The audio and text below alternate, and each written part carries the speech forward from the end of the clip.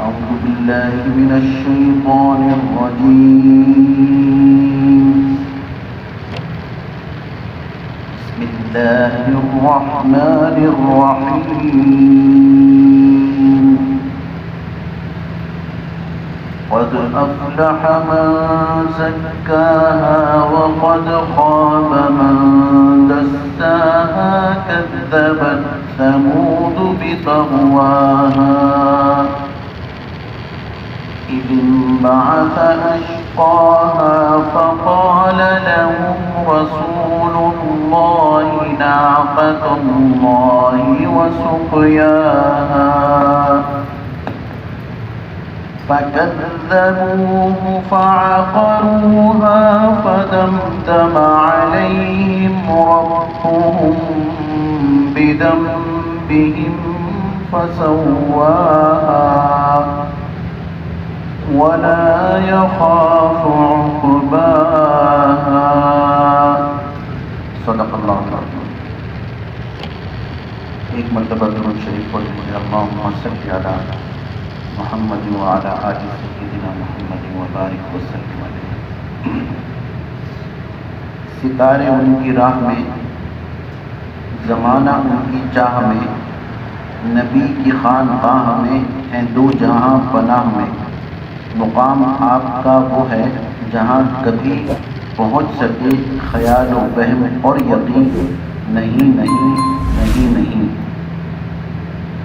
وہ جا رہے ہیں عرش پر، بلندیوں کا ہے سفر، کہ سدرہ بھی ہے درگزر، ہیں سب آپ کے منتظر.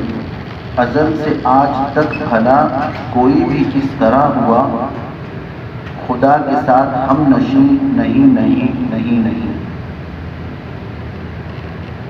دیوار پہ لکھا تھا کبھی نام محمد، اب تک ہے اجالوں کا بسیرا میرے گھر میں.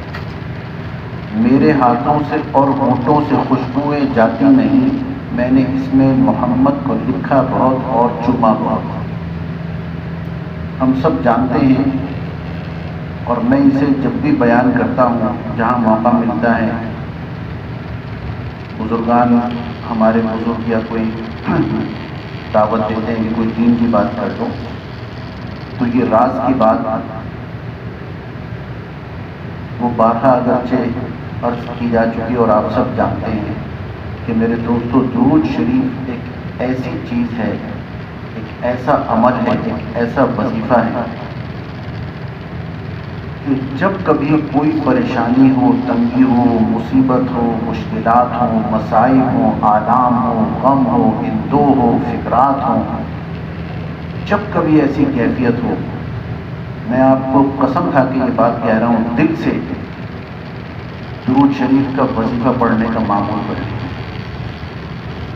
اور دل پڑھ رہا ہو آپ کا، اگر زبان اور باتیں بھی کریں تو دل پڑھ رہا ہو، جہاں پر زبان رکے وہاں زبان سے پڑھنا شروع کر دیں.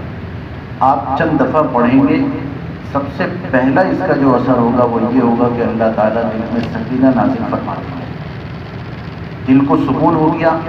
اب غیبی نظام چلے گا اللہ تبارک و تعالیٰ کا.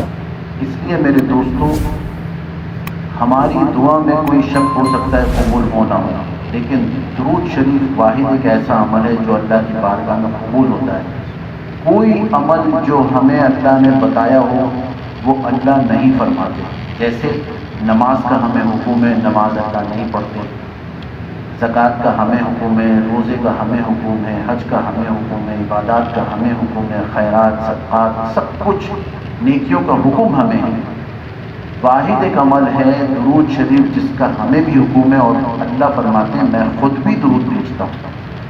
ان اللہ وملائکتہ یصلون علی النبی یا ایھا الذین آمنوا ایمان والوں سے اللہ خطاب فرما رہے ہیں. ایمان والوں سے خطاب کرنے کا مطلب یہ ہے کہ تم میرے اپنے لوگوں، میں تمہیں یہ بات بتا رہا ہوں. اور آمنو کر کے جو بات بتاتے ہیں اللہ تبارک و تعالیٰ ایمان والوں کو، وہ اللہ تعالیٰ راز کی باتیں بتاتے ہیں، باریکیوں کی. دیکھو یہ کر لو تو تمہیں، اور تم یہ کرو گے اس لیے کہ تم ایمان والے جو ہو، تم ایمان لے آئے مجھ پہ، اب یہ تمہارے لیے کرنا آسان ہے. تو یا ایھا الذین آمنوا صلوا علیہ وسلموا تسلیما. تم بھی رسول اللہ صلی اللہ علیہ وسلم پر درود بھیجو. ایک کام اللہ بتا رہے ہیں، اس کا مطلب وہ اللہ قبول کریں گے. اب دعا کے شروع میں اور آخر میں اگر ہم درود شریف لگا دیں تو درود شریف تو قبول ہوگا، تو اللہ کی رحمت سے بعید نہیں کہ اللہ تعالیٰ دعاؤں کو بھی قبول فرما دیں. ایسا نہیں ہو سکتا کہ دعاؤں کو الگ نکال کے رکھ دیں اور درود شریف کو قبول کر لیں. تو درود شریف کا وظیفہ بتائیں میرے دوستوں. ایک کلام ہے، یہ ذرا دل سے اللہ تعالیٰ ہم سب کو اور مجھے اس کو سننے کی توفیق عطا فرمائے اور پھر ہم اپنا محاسبہ کریں. بالخصوص ان ایام میں جب لوگ حج پہ جا رہے ہیں اور قافلے وہاں پہنچ گئے تو روز رسول صلی اللہ علیہ وآلہ وسلم پر بھی حاضری کا شرف مسلمان حاصل کریں گے. تو وہاں پر بھی اگر یہ پڑھا جائے اور یہاں سے پڑھا جائے، ابھی میں آپ کو بتاؤں گا کہ ہم سب حدود حرم کے حکم میں ہوں گے کچھ دن کے بعد انشاءاللہ. اور وہ جگہ ایسی ہے جہاں پر دعائیں قبول ہوتی ہیں. دعاؤں اگرچہ اللہ تعالیٰ 24 گھنٹے سنتے ہیں، لیکن اللہ تبارک و تعالیٰ نے کچھ اوقات مخصوص فرمائے کہ اس میں دعا کرو، اور کچھ ایام مخصوص فرمائے ہیں. تو وہ ایام اب آنے والے ہیں، وہ ایک حدیث سے ہمیں پتہ چلے گا انشاءاللہ. سوزے دل چاہیے، چشم نم چاہیے،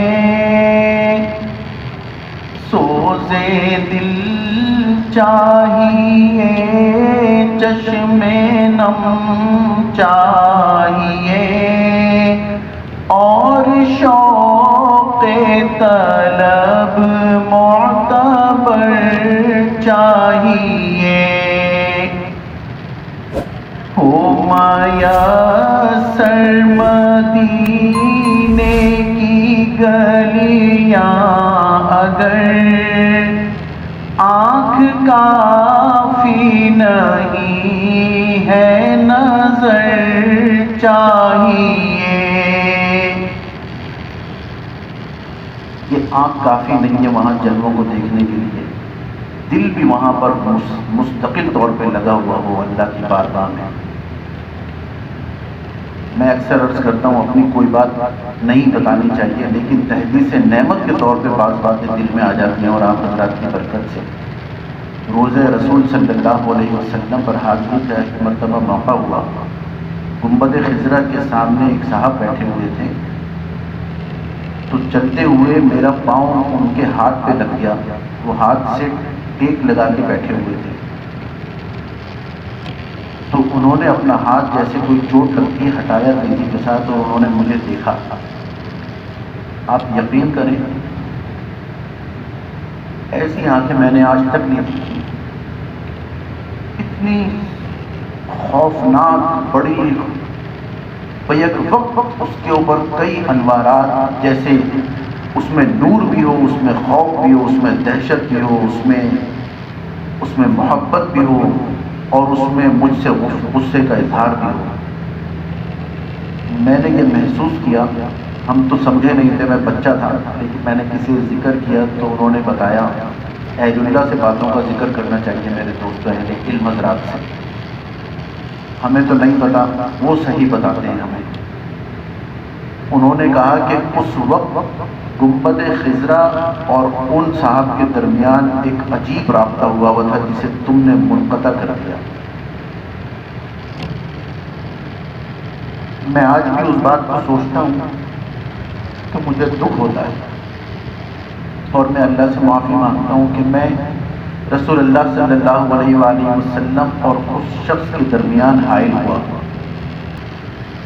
ان کی محفل کے آداب کچھ اور ہیں، لب کشائی کی جرت مناسب نہیں، لب کشائی کی جرت مناسب نہیں. ان کی سرکار میں التجا جنبش لب نہیں چشمے تر چاہیے. بہت سے اللہ والے ایسے ہیں جو وہاں کھڑے ہوتے ہیں، زبان سے کچھ پڑھ نہیں سکتے، کہہ نہیں سکتے، ایسے جیسے زبان بند ہو گئی ہو، لیکن آنکھوں سے ان کے آنسو جاری رہتے ہیں. اللہ تعالیٰ وہ کیفیت ہم سب میں ڈالنا عطا فرما دیں. وگرنہ دوستو یقین کیجیے، میں اپنی بات کر رہا ہوں، جا کے کوئی رومٹا بھی کھڑا نہیں ہوتا وہاں پہ، وہ کیفیت ہی پیدا نہیں ہوتی. تو بس اللہ سے یہ دعا کرنی چاہیے کہ حاضری ہو، خوشی کے ساتھ ہو، صحت کے ساتھ ہو، عقیدت کے ساتھ ہو، اور اس محبت کے ساتھ ہو جس محبت کا تقاضا ہے، جو محبت مقصود ہے. اپنی روداد غم میں سناؤں کسے، میرے دکھ کو کوئی اور سمجھے گا کیا، میرے دکھ کو کوئی اور سمجھے گا کیا، جس کی خاک قدم بھی ہے خاک شفا، میرے زخموں کو وہ چارہ گر چاہیے.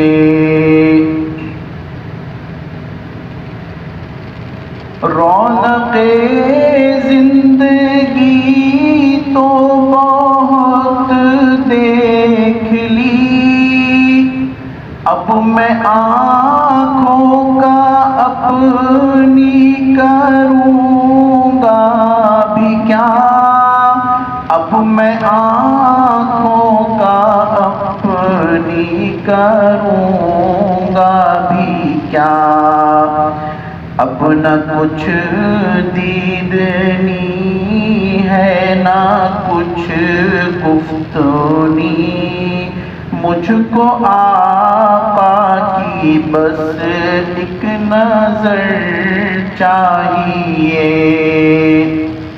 ایک صحابی ہیں، وہ کھیتی باڑی میں کام کر رہے تھے، تو کسی نے ان سے آ کے کہا کہ تمہیں معلوم ہے کیا ہوا؟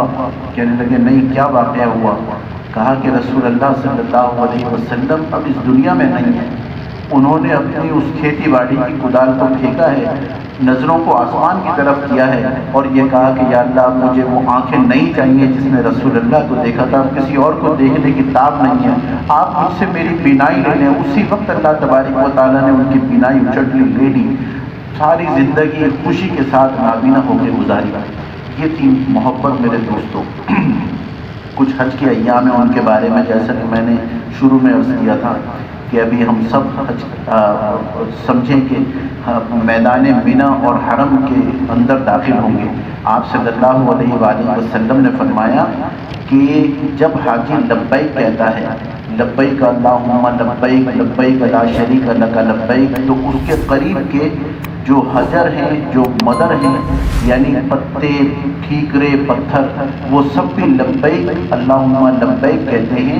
اور ان کو جو آواز وہاں ان کی پہنچتی ہے دور تک، تو دوسرے جو یعنی یہ مخلوق ہے وہ کہتی ہے، یہ سب دیوار، پتھر، حجر، شجر، یہ سب کہتے ہیں، یہاں تک کہ وہ ان کی آواز جہاں تک پہنچتی ہے. اس طرح آپ صلی اللہ علیہ وسلم نے فرمایا حتی تنقطع الارض من ہا ہونا، یعنی اس کونے پہ وہاں ہونا اور اس کونے پہ، یہ پورا جیسے ہم پانی کے اندر ایک پتھر پھینکیں تو وہ دائرہ بڑھتا چلا جاتا ہے اور وہ آخر تک پہنچ جاتا ہے، دائرہ دور تک پہنچتا ہے. تو اس طرح لبیک اللہم لبیک سے ادھر مشرق سے لے کے مغرب تک، شمال سے لے کے جنوب تک، تمام زمین جو ہے ان 10 دنوں میں روئے حرم کے حکم میں آتی ہے. اور وہ جگہ ایسی ہے جہاں میرے دوستوں ان ایام میں دعائیں قبول ہوتی ہیں.